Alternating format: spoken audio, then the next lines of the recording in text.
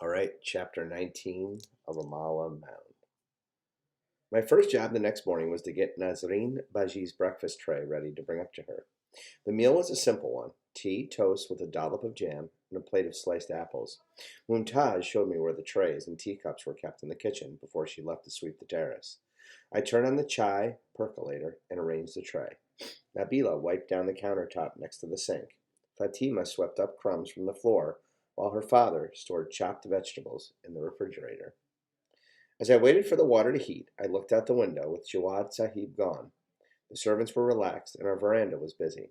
Takur, the elderly servant who dusted and swept the main level of the estate, rested on a charpal. Shagufla sat on a bench and chatted with another cleaning girl. The gardener was still holding a clipper in one hand as he was drinking tea and chatting with a few other men. When the chai was ready, I poured it into a porcelain cup etched with hummingbirds. Fatima tugged at my camise. You want to try some? Try what? I asked. Chai, Pujama said. I can get you a cup from the other cupboard. I don't think I'm allowed. They don't find out that it's not wrong. That's what Nabila always says. She sneaks things all the time. Whoosh! Nabila glowered at the girl. Fatima reddened and hurried to the back of the kitchen. She's just a kid, I told Nabila. She didn't mean anything by it. You don't get to come here for a day and tell me what she did or did not mean. I wanted to ask her what her problem was, but I bit my tongue. She could hate me for whatever reason she wanted, I thought. My father was collecting money for me at this very moment, and soon enough, I'd be gone. Mumtaz hadn't mentioned how much sugar Nasreen Baji took, so to be safe, I placed 5 sugar cubes in a crystal bowl and set it on the tray. What are you doing? Abia frowned at my tray. Why aren't you using the proper breakfast tray? Proper breakfast tray? I got this one from the drawer Mumtaz showed me. There's more than one drawer, she smirked and pointed to a cabinet under the sink. She uses the pink one with the gold trim for breakfast. She always has. I walked over to the sink and leaned down to open the cupboard and sift through the fancy plates and serving dishes. I craned my neck. There were no trays. Would Nazim Baji be angry if I served her breakfast on the wrong one? When I walked back to the counter, the tray I'd prepared was missing. She took it. Fatima sat cross-legged peeling potatoes.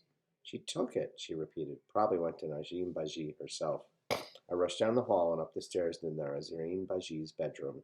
Nabila stood in front of Nazreen Baji, holding the tray in her hands. I'm sorry, Nabila's voice shook. I wanted to make sure you had it exactly the way you liked it. But you're not my maidservant anymore, Nabila. You understand that, don't you? She looked down at the ground and nodded.